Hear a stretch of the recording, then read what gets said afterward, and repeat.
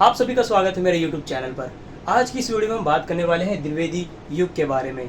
तो इस वीडियो को देखने के बाद आपको द्विवेदी युग बिल्कुल अच्छे से समझ में आ जाएगा। द्विवेदी युग के अंदर जितनी भी महत्वपूर्ण घटनाएं घटी है वो सारी की सारी आपको पता लग जाने वाली है। आपको कुछ भी याद करने की ज़रूरत नहीं है। इस वीडियो को देखने के बाद आपको सब कुछ अपने आप ऑटोमेटिकली याद हो जाएगा कि द्विवेदी युग में क्या क्या घटित हुआ था। चाहे द्विवेदी युग में आप निबंध की बात करें, उपन्यास, कहानी, नाटक, आलोचना, कविता, इनका जैसा भी रूप हमें उभर के देखने को मिला सब आपको बिल्कुल अच्छे से समझ में आ जाएगा। तो बस रिलैक्स हो जाइए और मेरे साथ बने रहिए इस वीडियो में। तो चलिए वीडियो को शुरू करते हैं। अब तक हम बात कर रहे थे आधुनिक युग के ऊपर। आधुनिक युग की शुरुआत भारतीय हिंदू युग से मानी जाती है, परंतु उससे पहले भी उसकी शुरुआत हो चुकी थी। इससे पिछली वीडियो में हमने देखा था कि भारतीय हिंदू युग में इनकी शुरुआत हो चुकी थी, पर इस वीडियो में हम देखेंगे कि द्विवेदी युग में इनका जो वो विकास का स्तर था वो कितना बढ़ा। और इसी प्रकार से आगे की वीडियोस में हम जानते जाएंगे कि किस प्रकार से ये लोग शुरुआत से लेकर के आज तक जो इनकी स्थिति है इन गद्य विधाओं की वो कैसे पहुंची। द्विवेदी युग की दो सबसे महत्वपूर्ण जो बातें हैं वो शुरुआत में ही आपको बता देनी आवश्यक है। सबसे पहली बात कि इस द्विवेदी युग के अंदर आपको एक सरस्वती पत्रिका है जो द्विवेदी जी निकालते थे। तो इस युग का नाम ही द्विवेदी जी के नाम पर रखा गया है, तो वो तो महत्वपूर्ण व्यक्ति है ही। जिसे जैसे पिछली वीडियो में भारतेंदु जी प्रमुख व्यक्ति थे, उन्होंने ही क्या है सबको एक प्रकार से आगे लेकर के चले थे। तो इधर आप मान सकते हैं उन्हें द्विवेदी जी को मान सकते हैं कि उनका इस युग में बहुत ही महत्वपूर्ण योगदान था। तो हजारी प्रसाद द्विवेदी जी ने 1903 में सरस्वती पत्रिका का संपादन संभाला था। सरस्वती पत्रिका जो थी 1900 से ही क्या है चालू हो गई थी, अस्तित्व में आ गई थी। इस युग में हिंदी साहित्य की जितनी भी महत्वपूर्ण कृतियां छपी गद्य के रूप में वो सभी की सभी सरस्वती पत्रिका में आकर के छपी। सभी रचनाओं का इस प्रकार से सरस्वती पत्रिका के अंदर आना, इसलिए ये जो सरस्वती पत्रिका थी इसका जो महत्व है बहुत ही ज़्यादा बढ़ जाता है। उस टाइम पर मुगल की जो भाषा थी इसमें अरबी और फारसी के शब्द, अंग्रेजों की अंग्रेजी के शब्द और बंगाल के जो साहित्य हमारी ओर आ रहा था उसके कुछ शब्द, तो हिंदी के अंदर ये सभी मिक्सअप हो रहा था इन सभी भाषाओं का। तो द्विवेदी जी ने इसी जिससे इन सब चीज़ों से क्या है हिंदी का जो अस्तित्व था, जो रूप था वो बिगड़ रहा था। तो द्विवेदी जी इससे काफ़ी ज़्यादा चिंतित थे। तो उन्होंने अपनी इन पत्रिका के माध्यम से उन लोगों की कड़ी आलोचना करी और जो व्याकरण से संबंधित जो गलतियां थी उन लोगों की और भाषा से संबंधित जो अशुद्धियां थी उससे सुधारने का सबसे महत्वपूर्ण काम द्विवेदी जी ने इस युग में किया। बिल्कुल यही बात आचार्य रामचंद्र शुक्ल जी भी कहते हैं। आपकी स्क्रीन पर उनका कथन आ गया होगा, बिल्कुल एग्जैक्ट क्या था, जिसके अंदर वो बताते हैं कि द्विवेदी जी ने कितना महत्वपूर्ण काम किया। भाषा और जो उसकी शुद्धता पर उन्होंने जो ध्यान दिया वो कितना महत्वपूर्ण था उस समय के लिए। और शुक्ल जी कहते हैं कि जब तक भाषा के अंदर शुद्धि का महत्व रहेगा तब तक द्विवेदी जी का नाम हिंदी साहित्य के जगत में अमर बना रहेगा। तो ये दो महत्वपूर्ण बात थी जिन्हें आपको द्विवेदी युग के बारे में मैंने बताया। सबसे इम्पोर्टेंट बात जो द्विवेदी युग की है वो यही है। इस युग को समझने के लिए भी आपको ये जो मैंने लिख रखा है स्वाधीन चेतना, इसका पता होना बहुत जरूरी है, जिसके बारे में आपको मैंने भारतीय हिंदू युग में भी बताया है और उससे पहले की जो एक वीडियो है उसके अंदर भी बताया था कि इस टाइम पर अंग्रेजों के राज होने की वजह से लोगों के अंदर देश प्रेम की जो भावना थी वो जागी और इससे नई संवेदनाएं उनके अंदर विकसित हुई। इसलिए जो हमारा साहित्य था वो नई दिशा की ओर मुड़ा। इसलिए ये जो गद्य विधाएं हैं अस्तित्व में आई और इसी स्वाधीन चेतना का उनके अंदर होने की वजह से इसका जो विकास है निरंतर बढ़ता गया। तो चलिए अब इसी विकास को जानते हैं। पिछली वीडियो में मैंने आपको बताया था कि निबंध, उपन्यास, कहानी और नाटक और आलोचना ये जो था इनका शुरुआती रूप मैंने आपको वहाँ पर बता दिया था। अब किस प्रकार से वो और आगे बढ़ी ये वहाँ पर जानने वाले हैं। और ये जो विकास यात्रा है ये 1900 से 1920 तक की। इस विकास यात्रा की ओर बढ़ने से पहले एक बात और आपको जानने की आवश्यकता है। भारतीय हिंदू युग में जिस खड़ी बोली का विकास होना शुरू हुआ था द्विवेदी युग के अंदर, उसी को आगे बढ़ाने के लिए कुछ महत्वपूर्ण कदम जो है इस समय के कुछ लेखकों ने उठाया। इसमें जो सबसे महत्वपूर्ण भूमिका जिसने अदा करी वो थी काशी नागरी प्रचारणी सभा, जिसका जो कि 1893 में अस्तित्व में आई थी। इस नागरी प्रचारणी सभा ने देवनागरी की जो भाषा थी उसके अंदर रचा गया जो साहित्य था उसको इकट्ठा करने लगी और ये कोशिश इन्होंने करी कि इस भाषा के अंदर साहित्य ज़्यादा से ज़्यादा अवेलेबल हो सके, उपलब्ध हो, ताकि जो खड़ी बोली का जो विकास है और तेजी से हो पाए। इनके द्वारा 3 सबसे महत्वपूर्ण पुस्तकें जो प्रकाशित की गई वो है हिंदी व्याकरण, हिंदी शब्द सागर और हिंदी साहित्य का इतिहास। ये जो 3 महत्वपूर्ण पुस्तकें मैंने आपको बताई, इसको अस्तित्व में लाने का जो काम था इसी काशी नागरी प्रचारणी सभा ने किया था। तो इसका रोल जो है काफ़ी महत्वपूर्ण है। और इसी टाइम पर छापे खाने ज़्यादा अस्तित्व में आ गए थे, जिसकी वजह से बुक जो है काफ़ी विस्तृत मात्रा में छप रही थी। तो बुक एक तरीके से छापना भी एक व्यवसाय का काम बन गया था, तो बुक ज़्यादा अस्तित्व में आ रही थी। तो ये छापे खाने की वजह से, इस नागरिक प्रचारणी सभा की वजह से, और जो हजारी प्रसाद द्विवेदी जी थे उनकी सरस्वती पत्रिका, तो इन तीनों ने मिल करके खड़ी बोली का जो विकास भारतेंदु युग से चलता आ रहा था, इन्होंने उसे और तेजी से आगे बढ़ाने में बहुत ही महत्वपूर्ण भूमिका निभाई। इन्होंने खड़ी बोली के अंदर यानी गद्य के अंदर बहुत सारा साहित्य अवेलेबल कराया, जिससे गद्य को पढ़ने वाले जो पाठक वर्ग था उसका भी विस्तार हुआ। तो चलिए अब हम चलते हैं अपनी विकास यात्रा की ओर, जिसकी शुरुआत हम करेंगे निबंध से। तो पिछले भारतेंदु युग में आपने देखा था कि पत्र पत्रिकाओं के आते के साथ ही निबंध का अस्तित्व भी आ गया था। तो निबंध उस टाइम पर वैचारिक लिखे जा रहे थे, तो आगे भी जो निबंध लिखे गए वो ज़्यादातर वैचारिक निबंध थे। इसी टाइम पर कुछ ललित निबंध और वर्णनात्मक निबंध जो है अस्तित्व में आए थे, परंतु जो इन निबंधों का जो मूल था वो एक तरीके से वैचारिक था, कि इन निबंधों के अंदर हमें वैचारिकता ज़्यादा देखने को मिलती थी, कि किसी चीज़ को लेकर के उसके ऊपर इनका क्या विचार है वो ज़्यादातर ये लोग इस निबंध में व्यक्त करते थे। मैं आपको पहले भी बता चुका हूँ कि निबंध सबसे अच्छा माध्यम है अपने विचारों को व्यक्त करने का, और निबंध के माध्यम से ही एक व्यक्ति का जो व्यक्तित्व है, जो उसकी पहचान है, जो वो सोचता है, जैसी उसकी फीलिंग्स भावना है, वो उभर करके सामने आती है। तो आचार्य रामचंद्र शुक्ल जी भी कहते हैं, हर व्यक्ति जो निबंध लिखता है वो अपनी रुचि के हिसाब से ही क्या है उसे निबंध को लेकर के आगे की ओर बढ़ता है। तो इससे पता लग जाता है कि उस व्यक्ति की जो सोच है, विचार है, वो किस प्रकार के हैं। तो ये सब जानने के लिए, किसी व्यक्ति का व्यक्तित्व जानने के लिए निबंध सबसे अच्छी विधा होती है। तो हम बात कर लेते हैं इस टाइम पर कौन कौन से लेखक थे जो निबंध लिख रहे थे। तो सबसे पहले जो निबंधकार हमें इस टाइम पर देखने को मिलेंगे वो महावीर प्रसाद द्विवेदी जी हैं, जिन्होंने कवि और कविता निबंध लिखा, और दूसरा क्या हिंदी नाम की कोई भाषा नहीं है। ये इनकी दो प्रमुख निबंध थे जो द्विवेदी जी ने इस युग में लिखा था। और दूसरे आप सभी जानते होंगे उन्हें, वो है रामचंद्र शुक्ल। आचार्य रामचंद्र शुक्ल ने कविता क्या है 1909 में इसी युग में क्या है उसे लिख दिया था, परंतु जो उनके जो निबंध थे ज़्यादातर इस युग के बाद ही अस्तित्व में सामने आएंगे रामचंद्र शुक्ल के, वो हम इससे अगली वीडियो में विस्तार से जानेंगे। अगले जो निबंधकार है वो है पंडित चंद्रधर शर्मा गुलेरी।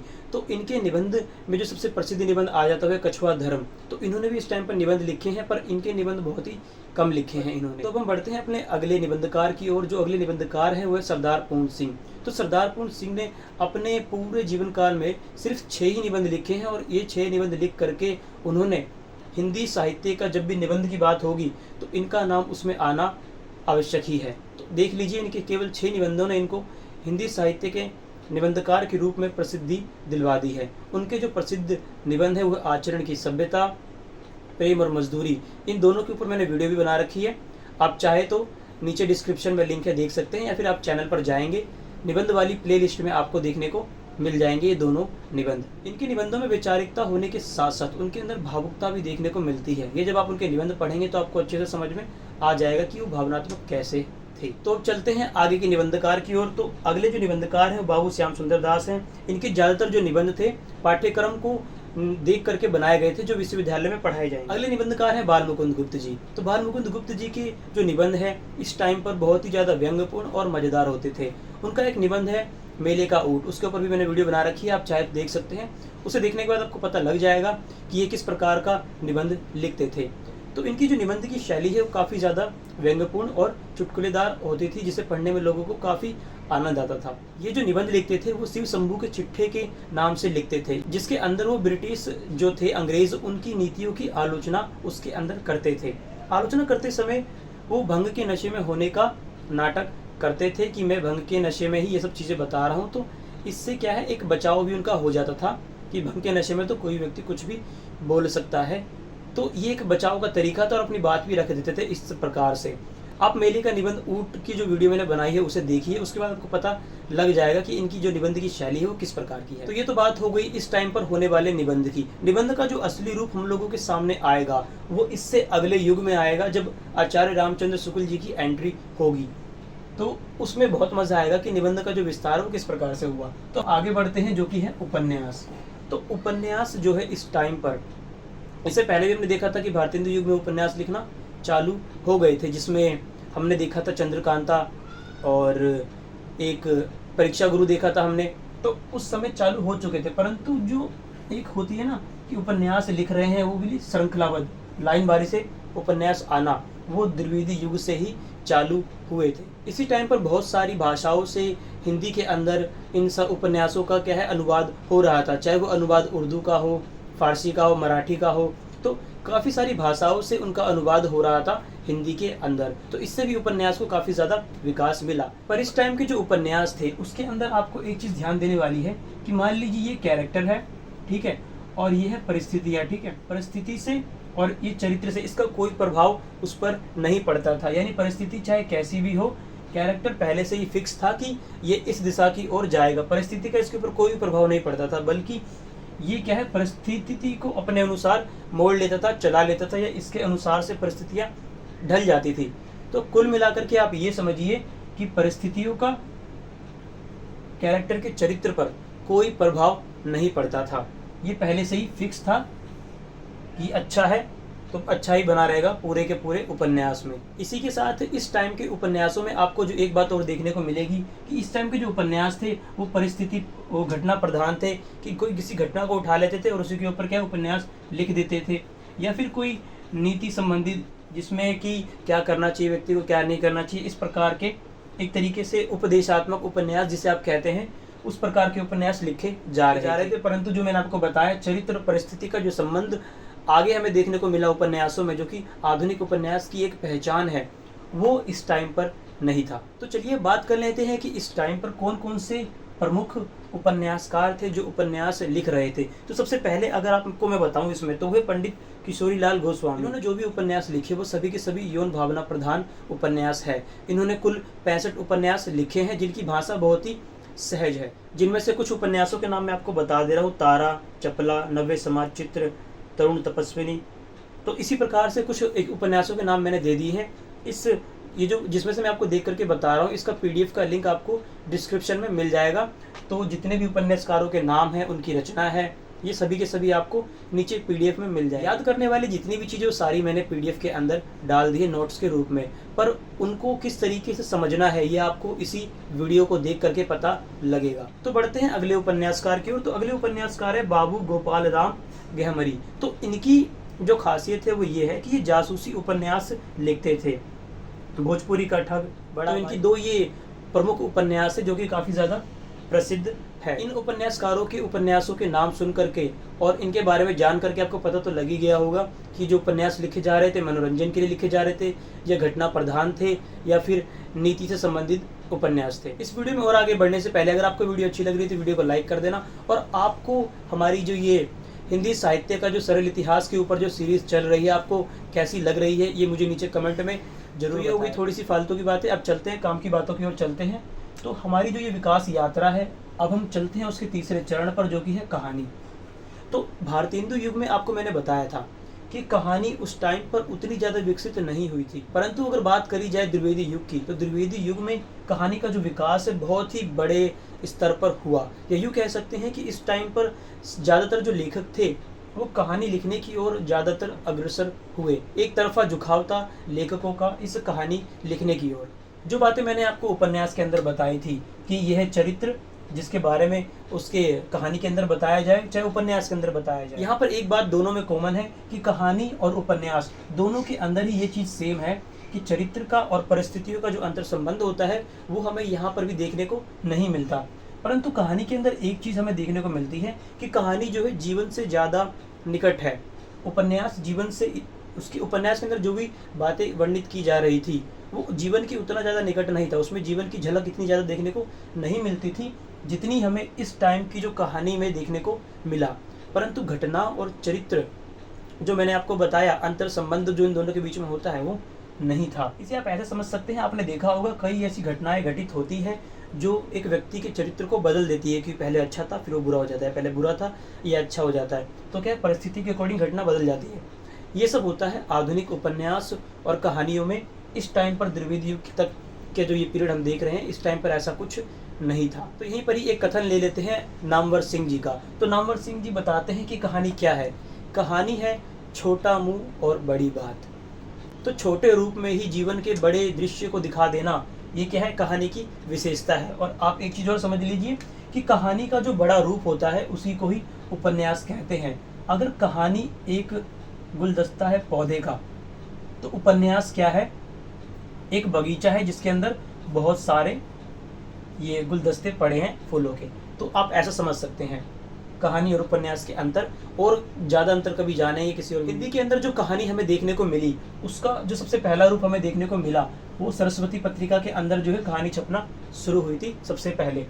तो 1900 से लेकर के 1907 तक जो भी कहानियाँ छपी पहली, उसको आचार्य रामचंद्र शुक्ल जी ने एक सीक्वेंस से बताया है कि पहले ये फिर ये छपी थी। वो मैं आपको बता देता हूँ। तो शुक्ल जी सबसे पहली जो कहानी बताते हैं वो है इंदुमती, दूसरे पे रखते हैं गुलाब बहार, तीसरे पे प्लेग की चुड़ैल, चौथे पे 11 वर्ष का समय, जो कि आचार्य रामचंद्र शुक्ल जी ने ही लिखा था। पांचवा है पंडित और पंडितानी, और छठा है दुलाई वाली। तो ये 6 कहानियों का जिक्र आचार्य रामचंद्र शुक्ल जी ने किया था। जयशंकर प्रसाद जी की जो पहली कहानी छपी थी वो 1911 में छपी थी। इंदु जो उनकी मानसिक पत्रिका थी उसमें प्रकाशित हुई थी। और इसी के अंदर एक कहानी छपी थी रक्षाबंधन 1913 में, जो कि बहुत ही महत्वपूर्ण है, जिसे लिखा था विशंभर नाथ शर्मा कौशिक जी ने। और इस समय की सबसे चर्चित कहानी उसने कहा था, जिसे लिखा था पंडित चंद्रधर शर्मा गुल्लेरी। इनका नाम आपने सुना ही होगा। तो उसने कहा था जो कहानी इन्होंने उस टाइम पर लिखी, ये थी 1915 में इन्होंने इस कहानी को लिखा। पहली कहानी थी जिसमें फ्लैशबैक का उपयोग किया गया था, जो कि आप आज की मूवीज में देखा करते होंगे कि वो जो घटना बीच में घटित होने वाली है उसका कुछ क्लिप्स पहले ही दिखा देते हैं और उसके बाद कहानी शुरू होती है, और लास्ट में वो जो क्लिप थी जो पहले दिखाई थी वो जाकर के जुड़ जाती है और समझ में आ जाती है। तो ठीक इसी प्रकार की कहानी इन्होंने 1915 में सबसे पहले लिखी थी। इस कहानी के अंदर बेसिकली आप देखेंगे कि कैसे एक सामान्य से सामान्य व्यक्ति भी अपने मन में प्रेम की भावनाओं को छुपाए रखता है, और कैसे जो परिस्थिति है उस छोटे से प्रेम को एक बड़े त्याग और बलिदान की ओर लेकर के चली जाती है। तो प्रेम का काफ़ी उत्कृष्ट रूप आपको यहाँ पर देखने को मिलेगा। और जिस तरीके से ये जो कहानी इन्होंने बताई है वो भी बहुत ही कला का एक बहुत ही सुंदर रूप आप इस कहानी के अंदर देख पाएंगे, उसने कहा था। तो मौका मिले तो जरूर पढ़िएगा। तो अब चलते हैं इस विकास यात्रा के चौथे स्टेशन पर, जो कि है नाटक। भारतीय हिंदू युग में आपने देख लिया था कि उस टाइम पर नाटक जो है बहुत ही विस्तृत रूप में रचे जा रहे थे, क्योंकि नाटक उस टाइम पर बहुत ही अच्छा सोर्स था लोगों तक अपनी बातों को पहुंचाने का और लोगों को उससे बेहतरीन कनेक्ट होने का। तो उस टाइम पर नाटक बहुत लिखे जा रहे थे, परंतु नाटक के साथ हो गई है अब थोड़ी सी ट्रेजेडी कि नाटक जो पहले बहुत ज़्यादा लिखे जा रहे थे, द्विवेदी युग में आने के बाद नाटकों की जो संख्या थी काफ़ी ज़्यादा कम हो गई थी। नाटक उस रूप में देखने को नहीं मिलता। एक तरीके से नाटक इस टाइम पर नाम मात्र के लिखे जा रहे थे। इस टाइम पर केवल जो नाटक बाहर लिखे गए हैं अंग्रेजी में या फिर किसी और भाषा में, उनका मुख्य रूप से केवल अनुवाद ही हो रहा था। मूल रूप से जो नाटककार थे वो इस समय पे गायब से हो गए थे। तो यहाँ पर आप दो चीज़ें कनेक्ट करके देख सकते हैं कि भारतीय हिंदू युग में जिस नाटक का रूप सबसे ज़्यादा उभर करके सामने आया था, तो द्विवेदी युग में वही सबसे कम हो जाता है। और दूसरी ओर भारतीय हिंदू युग में जो कहानी थी सबसे कम लिखी जा रही थी, परंतु द्विवेदी युग में आने के बाद यही बढ़ गई है। तो इस टाइम पर कुछ नाटकों का जो अनुवाद हो रहा था उसमें शेक्सपियर के नाटकों को आप ले सकते हैं, जिसमें रोमियो एंड जूलियट और हेमलेट के अनुवाद इस टाइम पर हुए। मौलिक रचनाकार पूछते हैं कि इस टाइम पर जो है मौलिक रचनाकार जो बहुत ही कम थे वो कौन थे, लिख रहे थे, तो उसमें किशोरीलाल गोस्वामी है जिनका चौपट चपेट और मयंक मंजरी प्रमुख है। तो और भी 2-3 लेखकों के नाम है जो नाटक उस समय पे मौलिक लिख रहे थे, वो आपको पीडीएफ में मिल जाएंगे। वो ज़्यादा इंपॉर्टेंट नहीं है इसलिए मैं आगे बढ़ रहा हूँ। तो चलते हैं अपने नेक्स्ट स्टॉप की ओर, जो कि है आलोचना।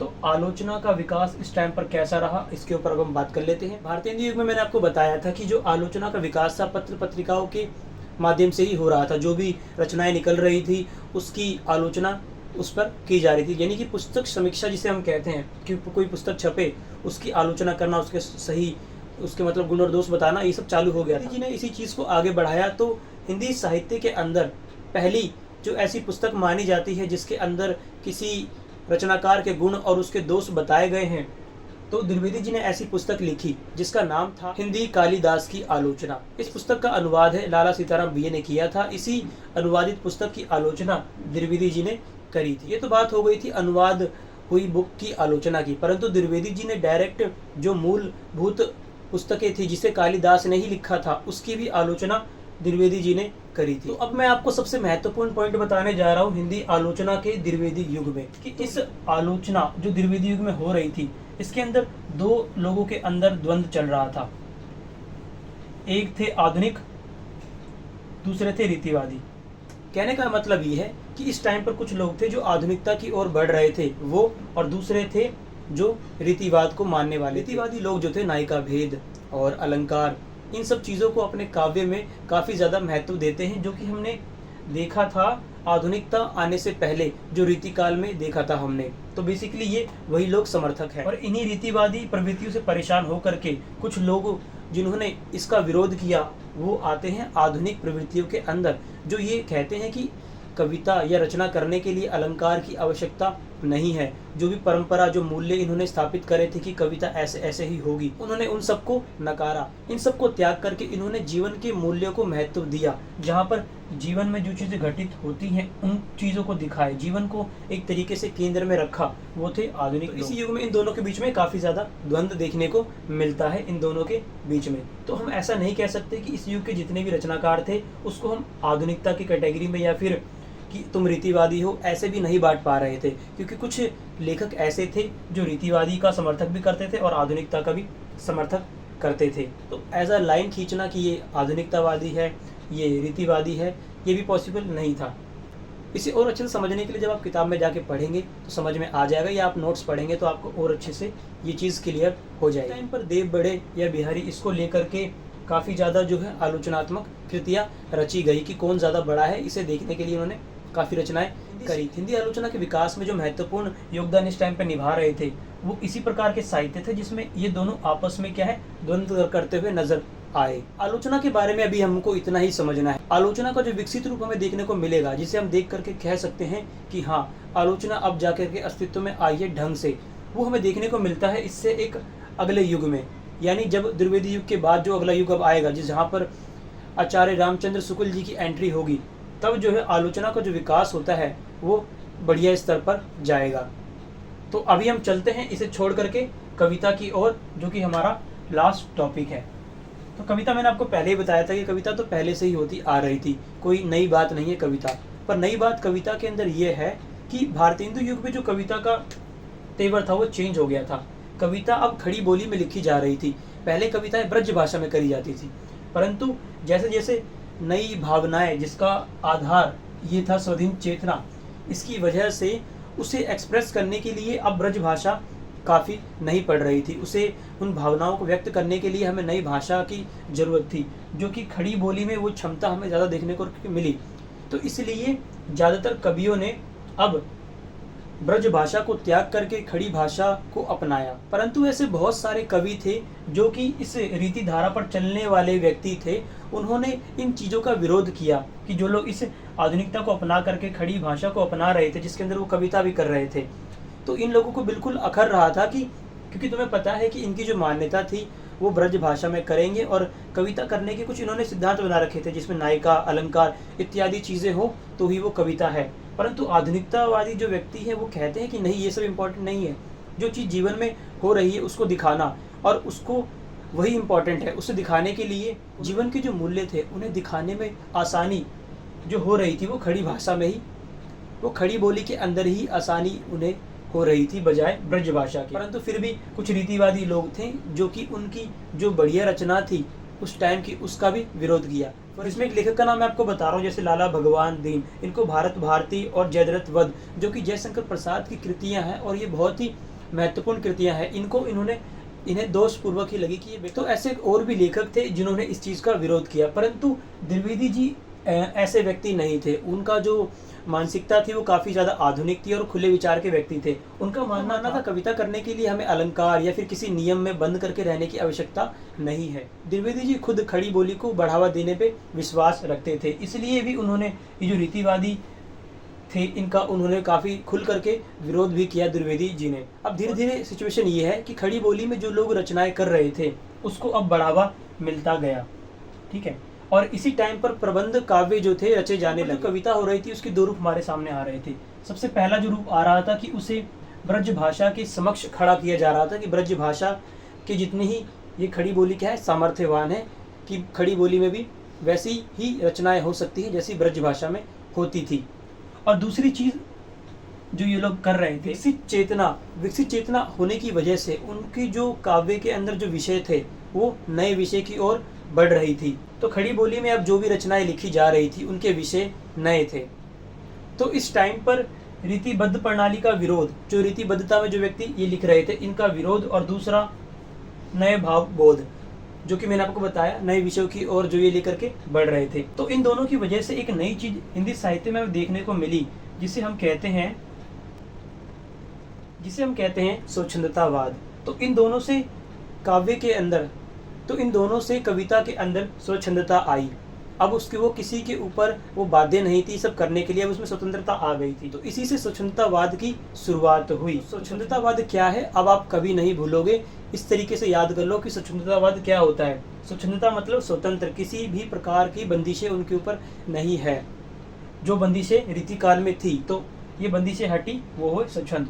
और नए भाव, जो नए भाव वो समाज में देख रहे थे, जो चीज़ें उन्हें जीवन के मूल्य समाज में दिख रहे हैं कि ये चीज़ें इंपॉर्टेंट है, तो बेसिकली ये लोग जीवन में जो चीज़ें घटित हो रही है उसको ज़्यादा महत्व देते हैं बजाय अलंकार के, अनुप्रास के, ये जो चीज़ें थी इनके बजाय। तो ये थे स्वच्छंदतावाद के लोग। इनके काव्य में एक चीज़ आपको और देखने को मिलेगी, वो है प्रकृति का वर्णन। तो आपको पता है प्रकृति जो है जीवन के काफ़ी ज़्यादा निकट है, तो इसलिए इनके काव्य में प्रकृति का जो रूप है बहुत ही ज़्यादा उभर करके आता है। प्रकृति और मानव अलग अलग नहीं है, प्रकृति और मानव काफ़ी ज़्यादा जुड़े हुए हैं। तो मानव को महत्व देना, उसके जीवन को महत्व देने की वजह से काव्य में क्या है, प्रकृति की बातें भी खूब खुल करके सामने आई। तो कुल मिलाकर के ये कहा जा सकता है कि ये जो स्वच्छंदता का मार्ग है ये दो चीज़ों को लेकर के आगे बढ़ता है, एक तो जीवन और दूसरा प्रकृति। तो ये स्वच्छंदतावाद का मार्ग। अब हम स्वच्छंदतावाद के कुछ प्रमुख कवियों के बारे में जानने वाले हैं, जिसमें सबसे पहले नंबर के जो स्वच्छंदतावादी कवि आते हैं वो है श्रीधर पाठक। तो श्रीधर पाठक जी ने एक घुमंत हेमंत नाम की रचना करी थी जो 1900 में थी। तो इस रचना की विशेषता ये है कि इसके अंदर ज्वार, बाजरा, रवि, खरीफ, तो ये जो फसलों के मैंने आपको नाम बताए इसका वर्णन ये कविताएं करती है। सामान्य तौर पर जो रीतिवादी कवि होते हैं वो इन चीज़ों का वर्णन नहीं करते हैं, तो ये जीवन के काफ़ी निकट थी। चलिए बात करते हैं श्रीधर पाठक की कुछ विशेषताओं के बारे में। तो श्रीधर पाठक जी पहले ब्रज भाषा में लिखते थे, पर धीरे धीरे उन्होंने भी खड़ी बोली की भाषा को अपनाया। उन्होंने ये पाया कि खड़ी बोली के अंदर वो प्रकृति के जो चित्र थे उसको काफ़ी अच्छे से उसमें एक्सप्रेस कर पा रहे थे बजाय ब्रज भाषा के। तो इसलिए उन्होंने अपने आप को खड़ी बोली में लिखने के लिए प्रेरित किया। अगले कवि हैं वो पंडित अयोध्या सिंह उपाध्याय हरि। और इन्होंने एक रचना करी थी प्रिय प्रवास 1914। ये जो रचना है खड़ी बोली में लिखा गया पहला महाकाव्य है। तो याद रखना, खड़ी बोली में लिखा गया पहला महाकाव्य जो कि था प्रिय प्रवास, खड़ी बोली का पहला महाकाव्य। इस रचना की विशेषता ये है कि इसके अंदर उन्होंने कृष्ण की जो लीलाएं थी जो कि अलौकिक थी, जिस पर लोगों को विश्वास करने में थोड़ी सी झिझक होती थी, तो उन्होंने उस नए मूल्य के साथ इन्हें से दिखाया जो कि तार्किक लगे। फॉर एग्जाम्पल, उन्होंने जो गोवर्धन पर्वत उठा लेने की जो एक बात हमें कृष्ण लीला में मिलती है उसे वो कुछ इस प्रकार से बता करके उसमें वर्णित करते हैं कि वृंदावन वासियों को बचाने के लिए कृष्ण जी ने इतना कड़ा प्रयास किया, इतनी ज़्यादा मेहनत करी कि लोगों ने उसे बताया कि मानो उन्होंने गोवर्धन पर्वत अपनी उंगली पे उठा लिया। इस प्रकार से जो घटनाएं थी उनको ये इस प्रकार से वर्णित करते हैं। इसकी जो भाषा है, इस रचना की जो भाषा है वो काफ़ी ज़्यादा तत्सम शैली है। संस्कृत के शब्दों का प्रयोग बहुत ज़्यादा किया गया है और केवल सहायक क्रिया जैसे की को छोड़ करके बाकी सारा क्या है लगभग इन्होंने संस्कृत में ही इसे लिखा है लगभग। दूसरी ओर इनकी अगर हम और रचनाएं देखें तो और रचनाओं के अंदर उन्होंने उर्दू और मुहावरेदार भाषाओं का भी उपयोग किया है जो कि काफ़ी ज़्यादा आसान भाषा है। उदाहरण के लिए मैं आपको इनकी एक जो आसान वाली कविता है वो बता देता हूँ कि क्यों पले पीस कर किसी को तू है बहुत पॉलिसी बुरी तेरी, हम रहे चाहते पटाना ही पेट तुझसे पटी नहीं मेरी। तो ये उनकी एक रचना है जिसमें आप देख सकते हैं कितनी ज़्यादा आसान है। और दूसरी ओर उन्होंने जो प्रिय प्रवास में जो इन्होंने शब्द यूज़ करे हैं वो बहुत ही ज़्यादा कठिन है। तो दोनों आप देख पा रहे होंगे अंतर। तो हम बढ़ रहे हैं अपने अगले कवि की ओर जो है मैथिली शरण गुप्त, जिन्हें राष्ट्रीय कवि भी कहा जाता है। तो इस युग के सबसे प्रमुख कवि कह सकते हैं आप, और इनके बारे में आपको जितना ज़्यादा पता हो उतना अच्छा रहेगा। तो इनकी रचनाओं में आपको राष्ट्र के प्रति जो प्रेम की भावना होती है वो बहुत ही ज़्यादा मिलेगी। और इन्हीं की रचनाओं ने हिंदी में जो खड़ी बोली का जो विकास हो रहा था उसे बहुत ही ज़्यादा चरम पर लेकर के ये गए। और इनकी जो रचनाएं थी इतनी ज़्यादा प्रसिद्ध थी कि जो पढ़े लिखे लोग थे इनकी रचनाएं, जो पढ़े लिखे लोग थे इनकी कविताएं उनकी ज़बान पर उन्हें याद थी। तो लोगों तक बहुत ज़्यादा तो लोगों तक खड़ी बोली को पहुंचाने में इनका बहुत ही ज़्यादा महत्वपूर्ण योगदान रहा है। इनकी बात करें संवेदना की, जब ये लिखते हैं तो उनकी जो संवेदना बहुत ही व्यापक लिखते हैं। चीज़ों को देखने का नज़रिया इनका जो काफ़ी व्यापक है, संकीर्ण रूप में नहीं देखते, बहुत विस्तृत रूप में देख लेते हैं और उसको फिर वर्णित भी कर देते हैं, जिससे ज़्यादातर लोग अपने आप को इनकी रचना से कनेक्ट कर पाते हैं। इस टाइम पर जितने भी कवि हमें देखने को मिलते हैं उसमें सबसे ज़्यादा प्रबंध काव्य अगर किसी व्यक्ति ने लिखे हैं तो मैथिली शरण गुप्त जी ने ही लिखे। मैथिली शरण गुप्त प्राचीन की जो कथाएं होती है उसको आधार बना करके आज से उसे कनेक्ट कर करके और उसकी पुनः व्याख्या ये कर देते हैं कि ये पुरानी कथाओं को उठा करके आज के संदर्भ से उसे रिलेट करके लिख देते हैं, जैसे वो साकेत और यशोधरा की रचनाओं में करते हैं। इनकी रचनाओं में महिलाओं की जो पीड़ा है, उनकी जो समस्या है, उसे ये बहुत ही अच्छे से दिखाते हैं, जिससे समाज की सामने वो पिक्चर बनती है कि महिलाओं की क्या स्थिति है। इस चीज़ को भी आप यशोधरा और साकेत, इनकी जो रचना है बहुत प्रमुख, इसी के अंदर देख पाए। आचार्य रामचंद्र शुक्ल जी मैथिली शरण गुप्त के बारे में बताते हैं कि इनकी जो सबसे प्रमुख विशेषता है वो काल अनुसरण, यानी इनके टाइम पर जो भी चीज़ें घटित हो रही है उसके हिसाब से ये रचना को ढाल देते हैं और उसी के हिसाब से रचना को करते हैं, लिखते हैं। ये इनकी सबसे बड़ी विशेषता है। इन्होंने गीत और गेय पद भी लिखे हैं। और अधिक जानने के लिए आप जब नीचे PDF डाउनलोड करेंगे तो आपको इन सभी कवियों के बारे में विस्तार से अच्छे से मिल जाएगा, जैसा मैंने आपको बताया है ठीक वैसा ही मिलेगा उसके। तो अब बात कर लेते हैं लास्ट कवि जो कि है राम नरेश त्रिपाठी। तो राम नरेश त्रिपाठी जी भी स्वच्छंदतावादी कवि है। इन्होंने भी बहुत सारे प्रबंध काव्य लिखे हैं। इनकी जो प्रमुख रचना है उसमें आप पथिक देख सकते हैं, जिसके अंदर वो दक्षिण भारत की प्राकृतिक जो वातावरण है उसका वर्णन करते हैं और स्वप्न के अंदर उत्तरी भारत की जो प्राकृतिक स्थिति है उसका वर्णन करते हैं। तो इनकी रचनाओं में प्रकृति का वर्णन बहुत ही बढ़िया हमें देखने को मिल जाता है, जो कि एक विशेषता है स्वच्छंदतावादी कवियों की, क्योंकि प्रकृति के बारे में बात करते हैं। और एक चीज़ और कि ये, जैसे कि मैंने पिछली इस वाले में बात किया कि मैथिली शरण गुप्त पौराणिक रचनाओं के लेकर के क्या है रचनाएं करते थे, इनके यहाँ पर थोड़ा सा उससे दूसरा, ये पौराणिक रचनाओं पर या फिर ऐतिहासिक जो कृत्य थी उनके ऊपर रचना नहीं करते। ये आज की राजनीति में जो चीज़ें चल रही होती है, आज के जीवन में जो चल रहा है उसको लेकर के अपनी रचनाओं में लिखते थे, जो कि स्वच्छंदतावादियों का एक सबसे महत्वपूर्ण मूल्य है। जैसे प्रकृति के बारे में वो लोग वर्णन करते हैं, ठीक उसी प्रकार से स्वच्छंदतावादी जो लोग होते हैं वो जीवन में क्या चल रहा है, उसकी राजनीति में क्या चल रहा है, उन चीज़ों को अपनी रचनाओं में दिखाते हैं। तो ये तो बात हो गई राम नरेश त्रिपाठी जी के बारे में। इसी प्रकार से और भी अन्य कवियों के नाम है, वो आप नीचे PDF में देख लेना। तो दोस्तों ये वीडियो यहीं पर ही ख़त्म होती है। आधुनिक काल जैसे ही ख़त्म होगा आपको ये चीज़ें बिल्कुल अच्छे से समझ में आ जाएगी कि कहानी, उपन्यास, नाटक, इनका शुरुआती रूप क्या था, कैसे धीरे धीरे ये विकसित हुई और आज का जो रूप हमें देखने को मिलता है वो किस प्रकार से आया। तो आपको बिल्कुल भी चिंता करने की ज़रूरत नहीं है, आपको बिल्कुल अच्छे से समझ में आ जाएगा। आधुनिक काल से आपको कभी दिक्कत आएगी ही नहीं इन सारी वीडियोस को देखने के बाद। तो चैनल को सब्सक्राइब कर लेना। मैं मिलता हूँ नेक्स्ट वीडियो में। अगर आपको वीडियो अच्छी लगी तो उसे लाइक कर देना, चैनल पर नए तो सब्सक्राइब जरूर करना, और हाँ, इस वीडियो को अपने दोस्तों के साथ शेयर जरूर करा करो।